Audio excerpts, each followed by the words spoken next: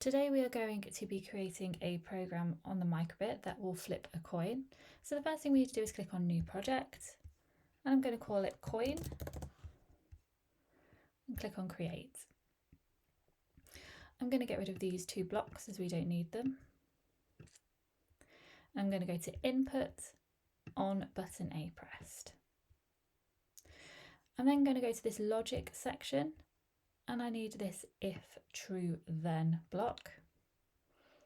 And then I'm going to go to the math section, and we're looking for pick random true or false, which is at the bottom here. I'm going to drag it on, and where that red dot is, I'm going to match it up to the red dot that shows in our if block so that it sits on it. I'm then going to go to our basic section. Instead of going to show LEDs, I'm going to go to show icon.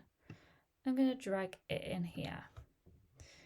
If I click on the arrow, there's lots of different icons that we can use, and I'm going to find one that represents our heads and our tails.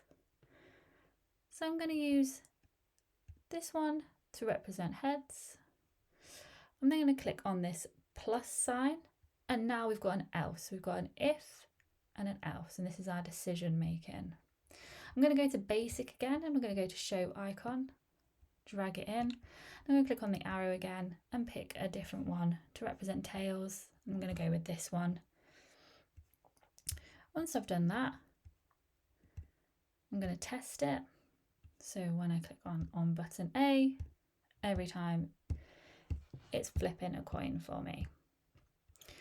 Once I've tested it, I'm going to download it to my Microbit. So click on the three dots, download as file, click on the Microbit, save, you can click on done, and your program will be downloading.